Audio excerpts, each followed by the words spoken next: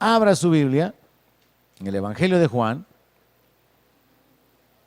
y vamos a examinar qué es lo que podemos extraer y aplicar de esta porción, de este capítulo de la palabra de Dios para nuestra vida. Juan capítulo 3, verso 1.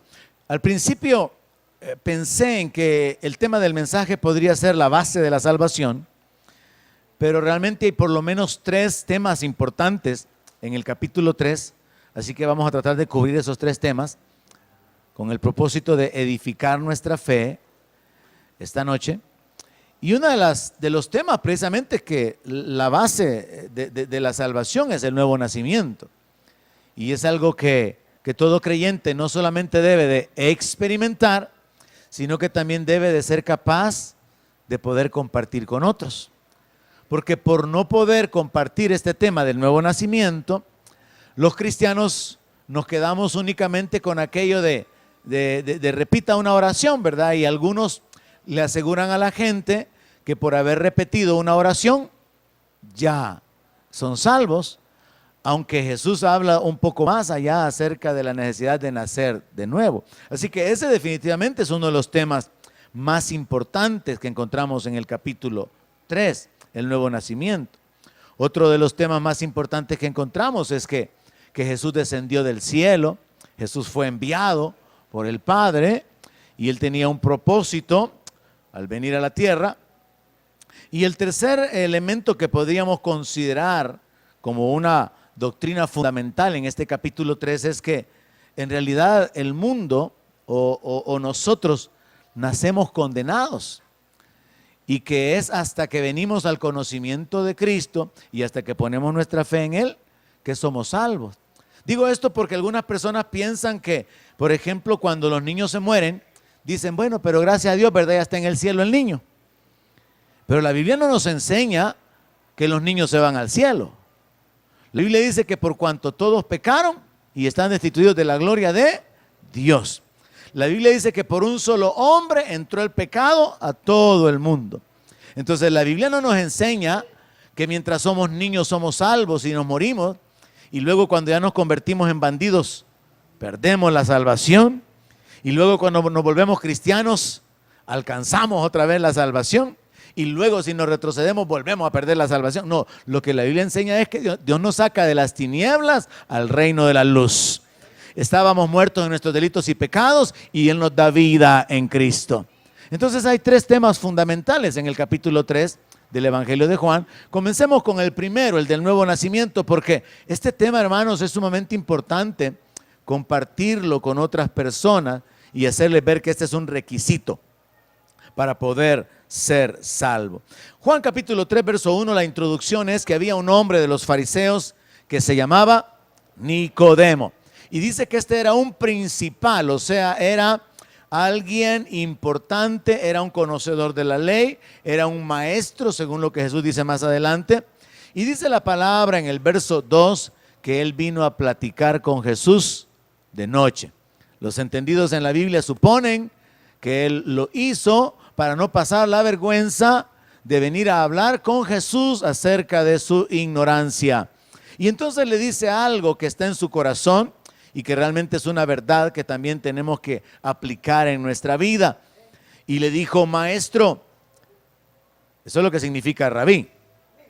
Sabemos que has venido de Dios como maestro, porque nadie puede hacer estas señales que tú haces si no está Dios con él. Nicodemo había entendido que solamente bajo la unción del Espíritu Santo se podían obrar señales y milagros. Ahora, a mí me llamaba la atención cuando meditaba en esto que en este punto de la narración del Evangelio de Juan, el único milagro que había hecho era convertir el agua en vino. Pero parece que ha pasado un poco más de tiempo en la secuencia del tiempo, de modo que ya en el capítulo 3, ya Nicodemo sabe que Jesús ha hecho más cosas, aparte de haber convertido el agua en vino, aunque en el registro ordenado del Evangelio, la única señal que había hecho él era esa, en las bodas de Caná de Galilea, convertir el agua en vino. Pero él habla acerca de señales. Entonces vamos a establecer que Nicodemo había visto que Jesús había hecho señales. Y este es un punto muy importante porque Jesús más adelante, confrontando a los judíos, les dice: si no me creen a mí, crean a las señales. Y hay gente a la que hay que retarla diciéndole: bueno, mire, si usted no cree en el Evangelio, si usted no cree en la Biblia, entonces crea por los milagros que Dios puede hacer en su vida. Pídale a Dios que obre un milagro y entonces usted va a poder estar seguro de que Dios realmente oye, que Él no cambia, Él es el mismo ayer, hoy y por los siglos, y que Él responde cuando se clama a Él.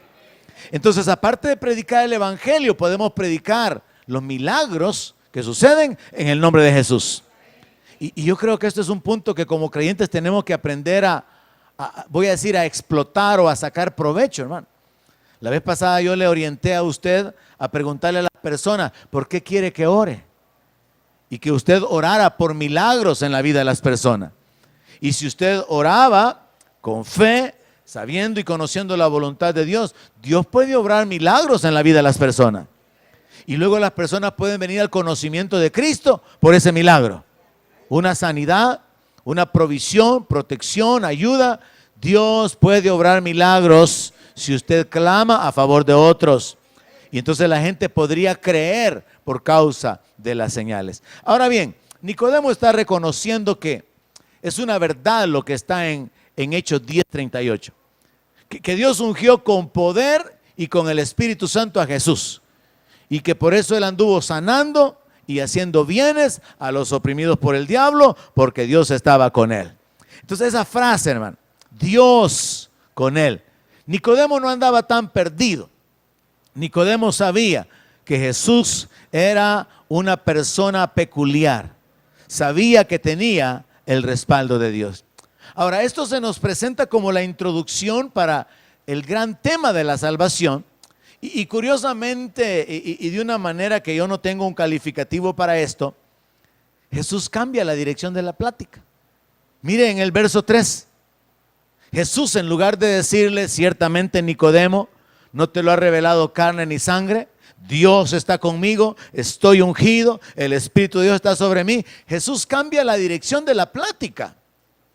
Jesús se va en otro rumbo y le dice: te aseguro, de cierto te digo, que el que no nazca de nuevo no puede ver el reino de Dios.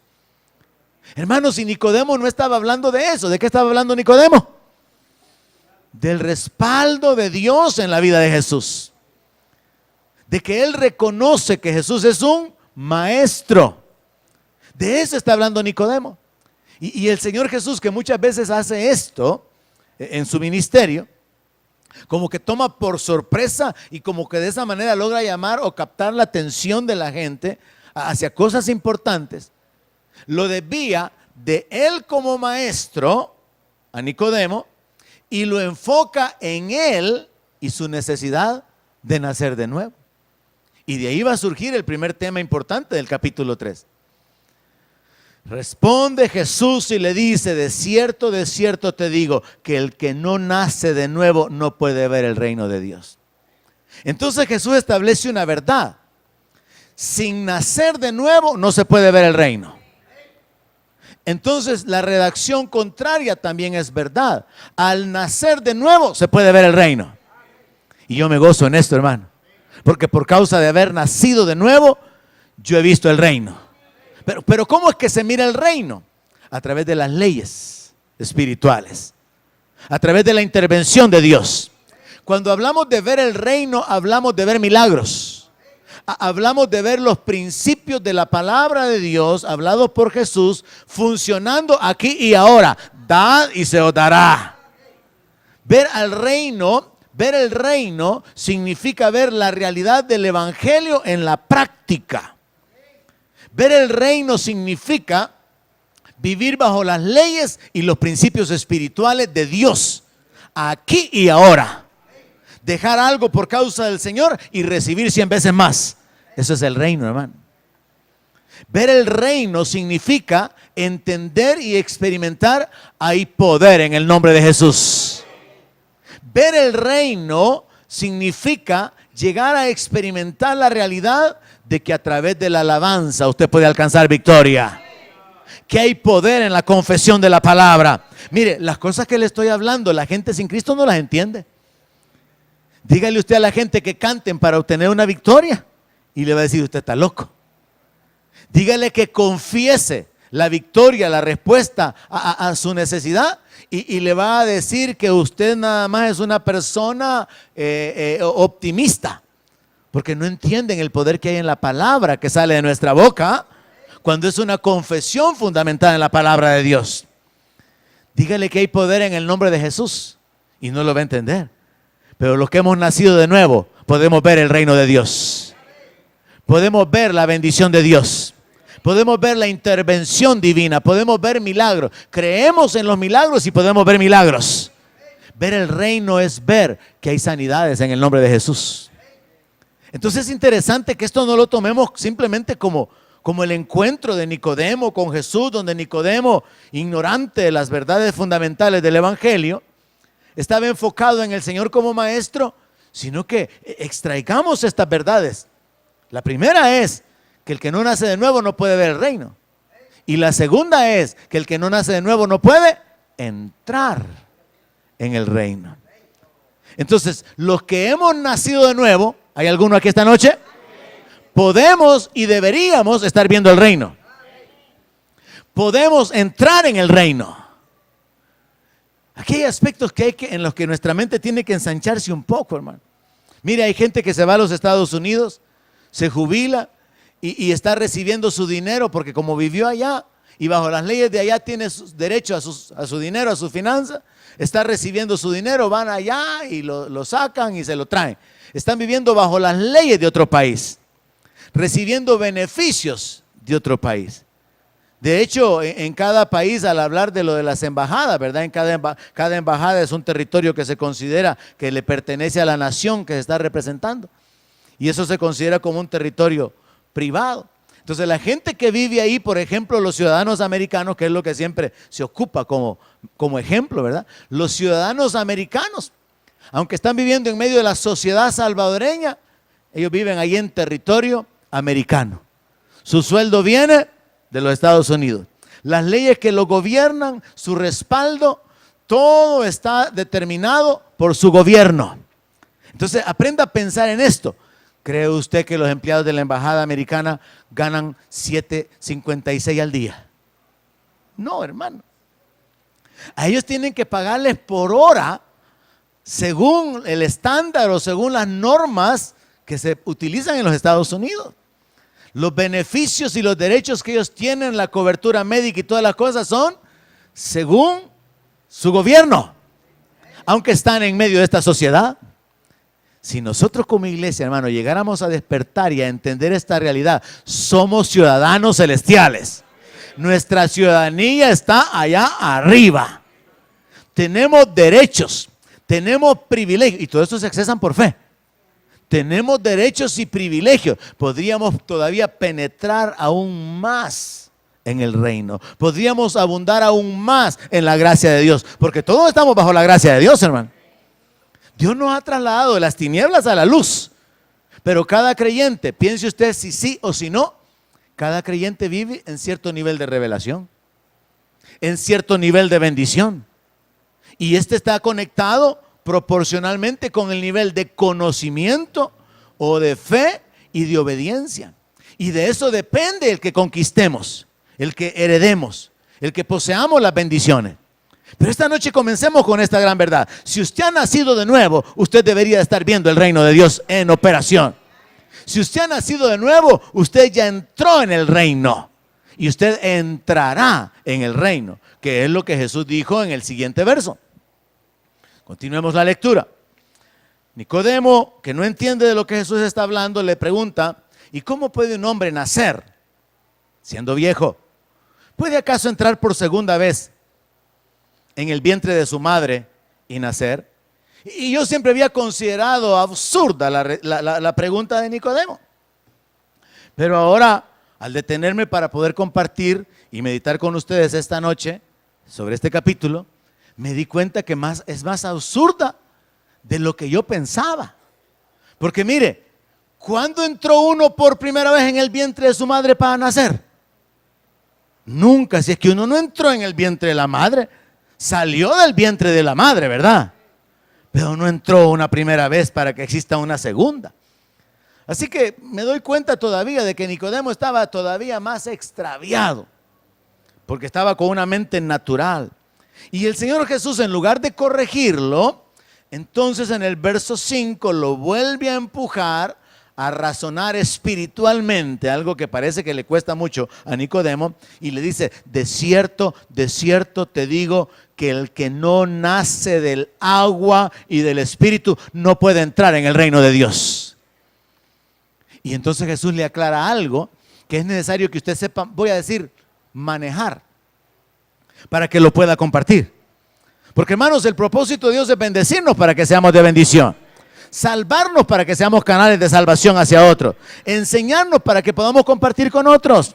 Entonces, usted no se conforme con medio entender las cosas, esfuércese hasta que las entienda y las disfruta, y avance hasta que las puede compartir con otros.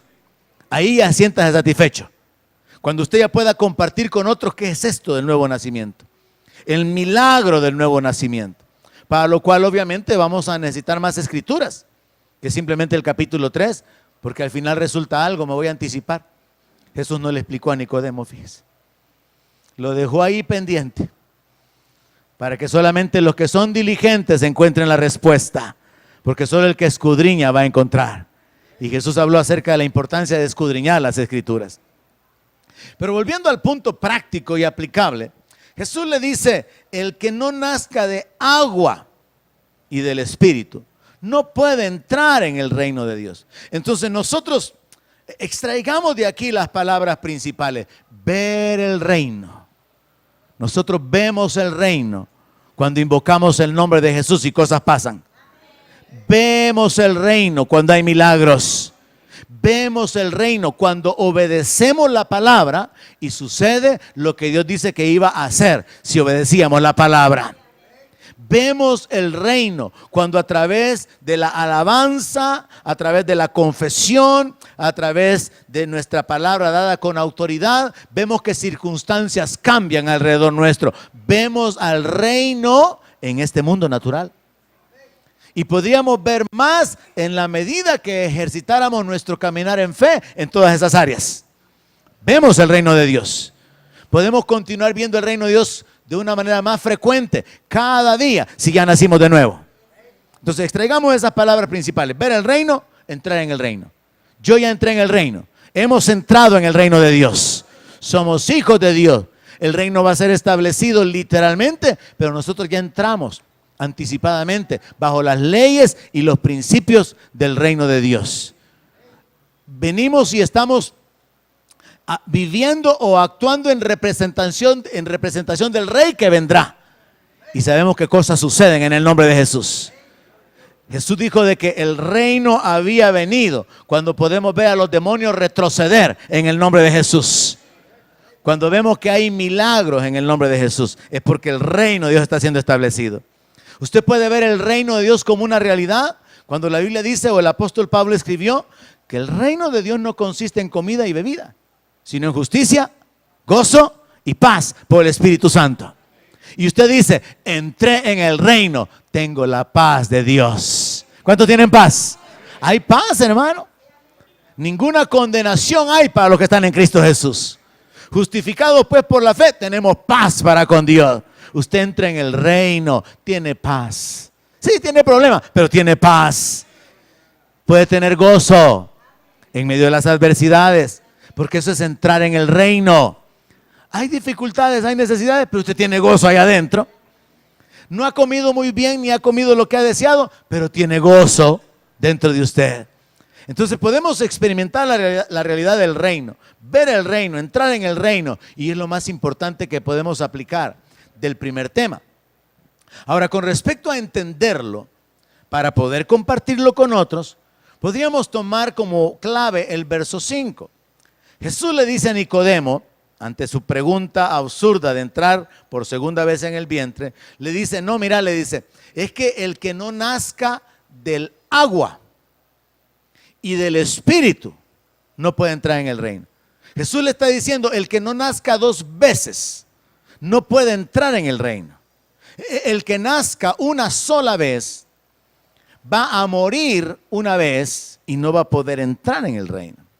Pero el que nazca 2 veces, aunque muera una vez, va a entrar en el reino, porque la muerte segunda no tendrá poder sobre él. Y entonces tenemos que ampliar nuestro entendimiento y saber que la palabra habla del nuevo nacimiento, que sería el segundo nacimiento, y también la palabra habla de la muerte segunda. Y la muerte segunda no tiene poder sobre aquellos que han nacido 2 veces. La muerte segunda mata a los que han nacido solo una vez. Pero el que nace 2 veces no puede ser muerto por la muerte segunda. Alguien se goza por eso, hermano. Y esta es base de la seguridad de nuestra salvación, hermano. Si usted ya nació de nuevo, usted va a entrar en la gloria. Usted tiene vida eterna. Si usted ya nació de nuevo. Si usted no ha nacido de nuevo, sino que simplemente es simpatizante, simplemente le gusta el evangelio, se ha acomodado, se ha acostumbrado, usted no entra en el reino. Porque para entrar en el reino hay que nacer de nuevo. Y el detalle que Jesús le da a Nicodemo es este: nacer del agua. Y el nacer del agua es una referencia al nacimiento natural. A estas alturas, así de grandes como estamos, la mayoría de los que están aquí, sabemos que nuestra vida comienza en una bolsa de agua. Y allá anda el bebé, dentro de la bolsa de agua, ¿verdad? Bien cómodo, con una temperatura que está regulada con un termóstato que Dios ha diseñado. Así que cuando la mujer está embarazada, el bebé anda feliz. Hace calor afuera, él está feliz. Hace frío afuera, él está feliz. Porque él está guardado en la bolsa, rodeado en el agua. Y entonces dicen que cuando ya un bebé va a nacer, rompió la fuente, dicen, ¿verdad? ¿Verdad que así se ocupa esa frase? Ya rompió la fuente y sale corriendo el esposo desesperado para poder llevar a la señora al hospital. Porque rompió la fuente, se rompió la bolsa. Entonces lo que Jesús está haciendo o diciendo aquí es una referencia al nacimiento natural y estableciendo una clave. Si alguien no nació en este mundo, no puede aparecer allá en el reino. Tiene que nacer aquí. Pero el hecho de que haya alguien que haya existido y nacido aquí no es la base para que aparezca en el reino o entre en el reino. Tiene que nacer por segunda vez.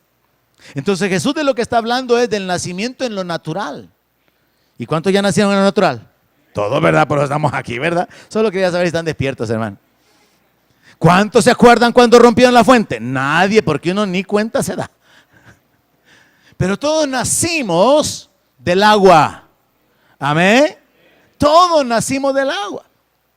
Todos nacimos o vivimos en ese ambiente y experimentamos ese nacimiento traumático, aunque ha de ser un poco de mentira eso, ¿verdad? Porque ¿cuántos se acuerdan que lo hayan nalgueado cuando nació? Dicen que los doctores le dan así, ¿verdad? Para que respire la criatura. Pero a saber, ¿verdad? Yo no me acuerdo. Pero el punto es, Jesús está hablando de haber nacido del agua y luego se enfoca en nacer del Espíritu. Y la diferencia que hay entre estos dos nacimientos, hermano, es que en el primero a usted no le pidieron opinión. Y por eso es que hay algunos hijos ingratos, y más de alguno habrá aquí, le dijo a su mamá: yo no te pedí que me trajeras a este mundo. Porque en el primero a nadie le pidieron opinión, ¿verdad? Pero en el segundo es nuestra decisión el nacer de nuevo.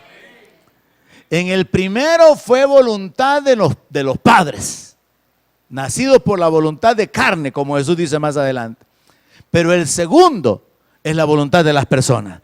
Y estas ideas que le estoy compartiendo esta noche pueden servirle para que usted haga comprender a alguien la importancia de dar ese paso de fe, de creer en Cristo, de abrir su corazón, de tomar la decisión de rendir su vida al Señor y de experimentar el nuevo nacimiento a través de unirse al Señor, porque el apóstol Pablo enseñó que el que se une al Señor, un solo espíritu es con Él. Cuando un hombre y una mujer se juntan, nacen los hijos. Pero cuando un espíritu humano, pecador, muerto, separado por los delitos y pecados, se une al Señor en fe, hay una nueva creación, hay una nueva criatura. Y ese es el resultado del nuevo nacimiento. Pero es un resultado espiritual obrado en el espíritu. Un hombre más una mujer, resultado hijos. Pero el espíritu de un pecador unido al espíritu de Dios, un hijo de Dios. Dios es misericordioso, hermano. Imagínese eso, hacer de los pecadores sus hijos por el poder de su Espíritu Santo. Y ese es el nuevo nacimiento. Eso es lo que hay que hablarle a la gente. Usted no se conforme únicamente con decirle, venga a la iglesia, va a ver qué bonito. Porque ese día el sonido no funciona. El hermano que iba a cantar se le fueron por otro lado las notas, se atravesó todo. El predicador, como no habían orado por él, no hallaba ni por dónde entrar ni por dónde salir. Y la persona viene y dice, y eso es bonito. Pues no le diga a la gente, venga a la iglesia, va a ver qué bonito. No, dígale, entréguele su vida a Cristo, ponga su confianza en Él. Él murió por sus pecados, pídale perdón, únase a Él en su fe y experimente el milagro de nacer de nuevo. Explíquele que el nuevo nacimiento es obrado por el Espíritu Santo cuando por la fe su espíritu se une al Espíritu de Dios. Algo que no podemos aprender aquí porque Jesús no se lo quiso enseñar a Nicodemo, pero que nosotros lo sabemos en base a otras escrituras. Así que establezcamos ahí la diferencia. El nacer del agua es el nacer en lo natural y el nacer del Espíritu es la decisión personal de unirnos al Señor. Es como un matrimonio, es como una unión con Cristo, ¿verdad? Decidimos unirnos al Señor. Decidimos hacernos uno con Él. Y cuando decidimos unirnos a Él, una nueva criatura es creada. Y por eso es que 2 Corintios 5:17 dice que el que está en Cristo, nueva criatura es. El que está en Cristo, el que se ha unido a Cristo. ¿Y cómo es que nos unimos? Creyendo en Él. Al creer en Él, al unirnos a Él, somos hechos nuevas criaturas. Y luego habrá un resultado experimental en nuestra vida de haber tenido ese cambio en nuestro interior, porque nuestros intereses van a cambiar. Nuestro deseo, nuestra forma de ver la vida. Yo espero que usted realmente sepa identificar que como cristiano hay una forma diferente de ver la vida de cuando usted no era cristiano. Hay un montón de cosas que se entienden de repente, hermano. Cuando usted nace de nuevo, a usted se le aclara el propósito de la vida. A usted se le aclara por qué es que hay padecimientos, por qué es que hay obstáculos. Usted va entendiendo que estamos en guerra, hay un enemigo, va entendiendo que hay leyes espirituales, que si las violamos traen consecuencias. Y usted ya no anda como la gente del mundo diciendo, si hubiera Dios, no se murieran los niños chiquitos de hambre. No, usted ya sabe, el mundo está bajo el poder del maligno. Usted ya no anda dando vía como la gente del mundo diciendo, si hubiera Dios, Él ya hubiera castigado a los malos. No, porque usted llega a entender que hay un juicio reservado para un día. Y viene el día en que el Señor va a castigar toda maldad y va a traer a juicio toda obra. Usted comienza a entender muchas cosas sobre la existencia cuando usted experimenta el milagro del nuevo nacimiento. Así que es importante, hermano, el que usted pueda explicarlo a otras personas. Hay que hacerle saber a la gente que la clave para la salvación es nacer otra vez. Es experimentar un segundo nacimiento. Que ellos nacieron del agua por la voluntad de los padres, pero que ahora pueden nacer por el Espíritu, por la decisión propia. Y es de lo que Jesús está hablando en el verso 6. Lo que es nacido de la carne, carne es. Y lo que es nacido del Espíritu, Espíritu es. La carne solamente puede reproducir o engendrar carne, pero el Espíritu reproduce vida espiritual. Así que solamente Dios puede darnos vida en nuestro espíritu. Y esto es sumamente interesante entenderlo porque aunque Dios nos dio la capacidad como seres humanos de reproducirnos, nosotros reproducimos o nos reproducimos en nuestros hijos o a través de los hijos, pero reproducimos hijos que están muertos espiritualmente porque la carne no puede producir hijos vivos. A partir de ahí encontramos una base espiritual para establecer que no es cierto que los niños se van al cielo, y mucho menos que se convierten en angelitos. No es cierto. Sino que la verdad es que todos nacemos separados de Dios. Todos nacemos en un mundo maldito. Todos nacemos bajo maldición, bajo sentencia de muerte. Y por eso tenemos que estar agradecidos, hermanos, porque Dios nos dio vida cuando estábamos muertos en nuestros delitos y pecados. Dios nos amó y nos dio vida, aunque no éramos merecedores de eso. Entonces, entender eso nos ayuda también a ubicarnos, a proyectarnos y a orientar nuestra existencia. Verso 7. Jesús le dice a Nicodemo, porque yo me imagino a Nicodemo en este punto de la historia más confundido que cuando había llegado. No te maravilles, no te asombres, que no te sorprenda lo que te dije. Les es necesario nacer de nuevo. Esto es lo que usted tiene que predicar a la gente. Usted tiene que nacer de nuevo. No le predique a la gente que se vayan a una iglesia. Predíqueles que necesitan entregarle su vida a Cristo y que tienen que procurar dar ese paso de fe, de unirse al Señor para nacer de nuevo. Verso 8, el viento sopla de donde quiere, oyes su sonido, mas ni sabes de dónde viene ni a dónde va. Así es todo aquel que es nacido del Espíritu. Jesús está hablando acerca de una vida nueva, en la cual así como el viento, y la palabra viento es la misma palabra que se ocupa para espíritu, no podemos nosotros en lo natural muchas veces determinar de dónde viene el viento, de dónde están las corrientes, hacia dónde van, cómo es que se origina, dónde se origina. Y Jesús está ocupando esto para hablar del creyente, siendo guiado de una manera secreta, porque luego usted comienza a hacer cosas porque Dios por su espíritu lo inquieta. Dios pone en su corazón a hacer ciertas cosas. Y por eso la palabra dice que Dios produce el querer como el hacer. Y hay cosas que nosotros hacemos, hermano, siendo guiados, siendo movidos por el Espíritu Santo. Muchas veces conscientemente y algunas veces inconscientemente. Dios nos empuja, Dios nos impulsa para hacerlo. Y Jesús está hablando acerca de esa experiencia, de que esa es la forma en que viven los que han nacido del Espíritu. Son guiados secretamente. Así que si usted ya nació de nuevo, no solamente debería estar viendo el reino, haber entrado en el reino, sino también estar siendo guiado por Dios.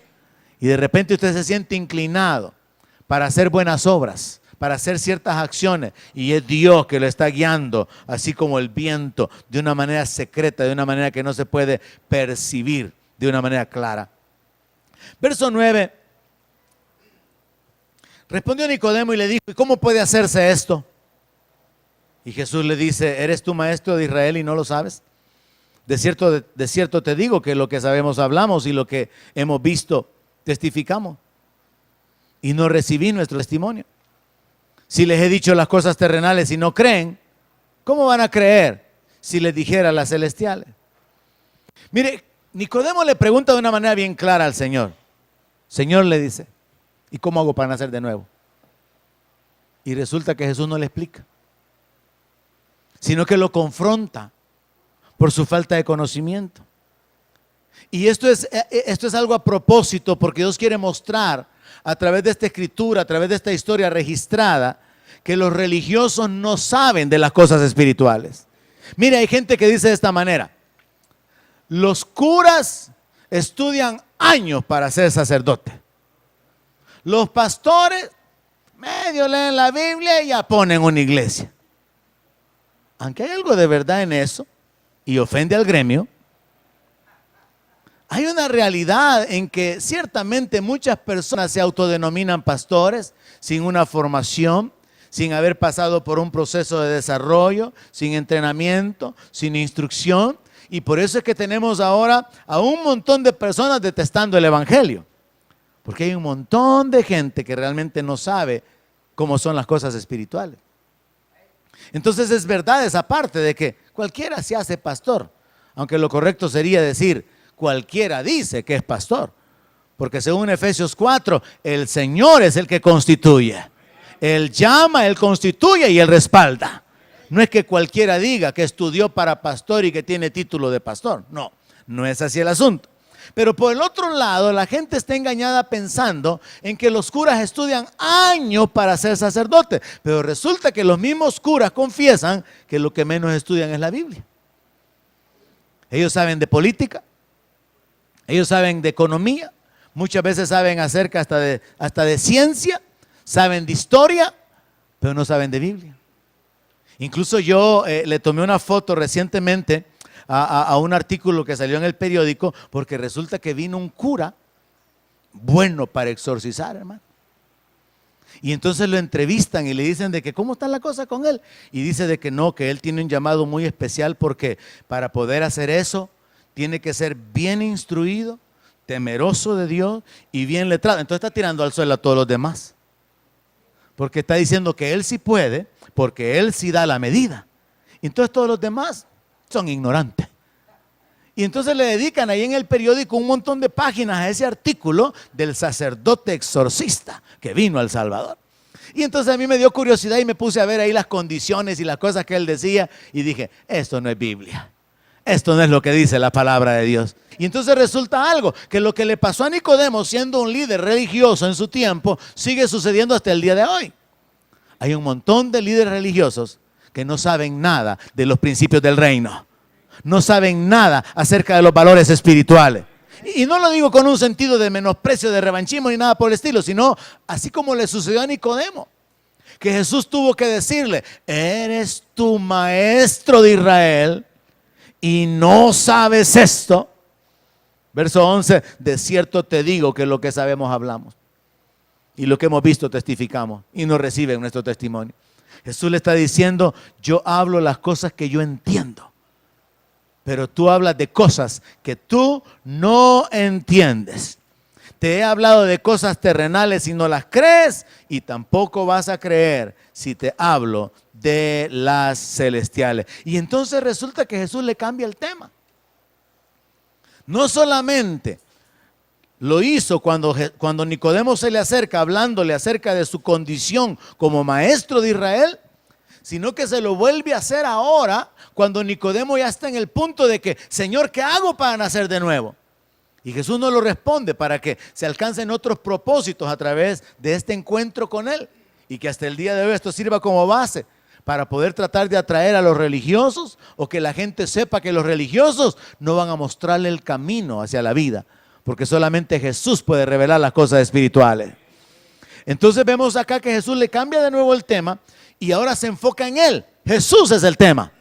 Y le dice, nadie subió al cielo, sino el que descendió del cielo, el Hijo del Hombre que está en el cielo. Y yo me imagino a Nicodemo, hermano, quizás jalándose la barba o rascándose, así como algunos hermanos se quedan a veces. Porque mire, oiga lo que Jesús está diciendo. Están hablando del nuevo nacimiento. Jesús cambia la página y ahora les está hablando de Él. Le está hablando de Él. Y le dice que nadie subió al cielo, sino el que descendió del cielo, el Hijo del Hombre que está en el cielo. Bueno, ¿y dónde estaba Nicodemo hablando con Jesús? En la tierra. Pero Jesús le está diciendo que el Hijo del Hombre está en el cielo. Y entonces Nicodemo queda más atravesado todavía. Y verso 14. Y como Moisés levantó la serpiente en el desierto, así es necesario que el Hijo del Hombre sea levantado, para que todo aquel que en él cree no se pierda, mas tenga vida eterna. Jesús deja de un lado el tema del nuevo nacimiento, le reprocha su ignorancia y lo deja ahí como con la responsabilidad personal de averiguar, y se enfoca ahora en Él como el que ha descendido del cielo. Se enfoca en Él como el único, como el Hijo del Hombre, que al mismo tiempo que es el único que ha descendido, el único que puede subir. Y ahora se identifica, y esta es la razón por la cual el Señor reorienta la plática con Nicodemo para establecer bases doctrinales que han servido por los siglos, como esta. Jesús profetiza, Jesús se anticipa y le hace saber a Nicodemo algo. Un día Él va a tener que ser crucificado. Y entonces le dice a Nicodemo, mira, le dice, el Hijo del Hombre va a tener que ser levantado. Así como Moisés levantó la serpiente, el Hijo del Hombre va a tener que ser levantado. Ya ahora Nicodemo ya no está pensando en el nuevo nacimiento, ahora Nicodemo está pensando en quién es Jesús. Pero hacia donde Jesús quiere ir es hacia el punto más importante de todo el capítulo 3, que es mucho más allá de la salvación de un solo hombre, y es enseñar el camino para la salvación de todos los hombres. Y por eso en el verso 15 Jesús introduce la manera de la salvación y dice que el Hijo del Hombre va a ser levantado para que todo aquel que en Él cree no se pierda, mas tenga vida eterna. Y aquí me llamaba la atención algo, hermano, porque nosotros generalmente decimos para que todo aquel que en Él crea. Y esto lo puede colocar en un tiempo particular en el pasado. Pero cuando dice para que todo aquel que en Él cree, lo coloca en el presente. Y eso es algo que no existe. Lo más parecido a lo nuestro es el gerundio. Corriendo, hablando, creyendo. Pero los judíos tienen en sus formas verbales lo que se llama el aoristo, que es un tiempo que nunca termina. Entonces lo que Jesús está diciendo es que los salvos son los que en Él creen. ¿Cuántos creen en Él esta noche? ¿Cuántos creyeron ayer y antier y el año pasado? Y siguen creyendo. No es, sí, yo creí en el Señor. No, los que creyeron y dejaron de creer no pueden recibir la aplicación de este texto. No están practicando la realidad de creer. Así que muy interesante ver que Jesús no dijo para que todo aquel que en Él crea, sino para todo aquel que en Él cree. Presente continuo. Así que le animo esta noche, hermano, siga creyendo, no deje de creer, no retroceda, porque esa es la base para la vida eterna. Y es el tercer tema que se nos presenta en este capítulo. Resulta que es Jesús quien dijo el famoso texto de Juan 3:16, porque de tal manera amó Dios al mundo, que ha dado a su Hijo unigénito para que todo aquel que en Él cree no se pierda, mas tenga vida eterna. Porque no envió Dios a su Hijo al mundo para condenar al mundo, sino para que el mundo sea salvo por Él. Verso 18. El que en Él cree no es condenado, pero el que no cree ya ha sido condenado, porque no ha creído en el nombre del unigénito Hijo de Dios. Y esto es otro aspecto sumamente importante de comprender para explicárselo a la gente, hermano. Porque hay mucha gente que piensa cuando usted le predica el evangelio, no, mire, yo creo que el Señor es misericordioso y yo no creo que ya de veras a la hora de mi muerte el Señor me rechace. Entonces hay que explicarle esto, es que el Señor no necesita Él en sí mismo rechazarlo, sino que usted lo ha rechazado en vida al no decidir seguirle. No es que el Señor va a definir si lo salva o no lo salva. El que cree es salvo. El que no cree no es salvo. Y de ahí la importancia de saberle explicar a la gente que permanezcan en fe, que activen el modo fe en Jesús en su vida y que permanezcan de esa manera. Jesús lo dice muy claro. El que en Él cree no es condenado, pero el que no cree ya ha sido condenado. Entonces la gente ya está condenada. Mucha gente vive pensando que cuando Dios los juzgue, ahí Él va a decidir salvarlos. Pero hay que enseñarle que el que no cree ya ha sido condenado porque no ha creído en el nombre del unigénito Hijo de Dios. Y esta es la condenación, que la luz vino al mundo y los hombres amaron más las tinieblas que la luz, porque sus obras eran malas, porque todo aquel que hace lo malo aborrece la luz y no viene a la luz para que sus obras no sean reprendidas. Mas el que practica la verdad viene a la luz para que sea manifiesto que sus obras son hechas en Dios. Jesús prácticamente lo que establece es la claridad de que la salvación está basada sobre el fundamento de la fe continua y permanente en Él. Y se concluye con ese tema, el cual usted debe de aprender a manejar, como dije, para compartirlo con otros. Saltémonos hacia el verso 33 y 33 al 36 para concluir, Jesús dijo, o aquí Juan dice, el que recibe su testimonio, este atestigua que Dios es veraz. Porque el que Dios envió, las palabras de Dios habla. Pues Dios no da el Espíritu por medida. El Padre ama al Hijo y todas las cosas ha entregado en su mano. El que cree en el Hijo tiene vida eterna. Pero el que rehúsa creer en el Hijo no verá la vida, sino que la ira de Dios está sobre él. Si algo muy importante pudiéramos retomar de la meditación de la palabra de esta noche, hermanos, sería esta: no se conforme con explicarle a la gente Juan 3:16. Sí es importante, sí es bueno, un texto clave para poder guiar a la gente a Cristo y hacerle ver que la salvación es por fe, pero muéstrele también Juan 3:36. El que cree en el Hijo tiene vida eterna, pero el que rehúsa creer en el Hijo no verá la vida. Pero también muéstrele Juan 3:18. El que en él cree no es condenado, pero el que no cree ya ha sido condenado. Porque mucha gente vive con esa expectativa de que en el momento de la muerte Dios va a decidir si lo perdona o si no lo perdona, si lo salva o si no lo salva. ¿Cuántos están conmigo esta noche? Mucha gente vive de esa manera. Y usted necesita aclararles y decirles: no, nosotros definimos en vida a través de nuestra fe nuestra eternidad. Si creemos, seremos salvos. Si no creemos, ya estamos condenados. Así que usted puede salir de la condenación a través de su fe en el Señor. En el amor a Dios y en el amor por las almas, hermano, examine un poco más estos detalles de manera que usted pueda compartirlos con otros.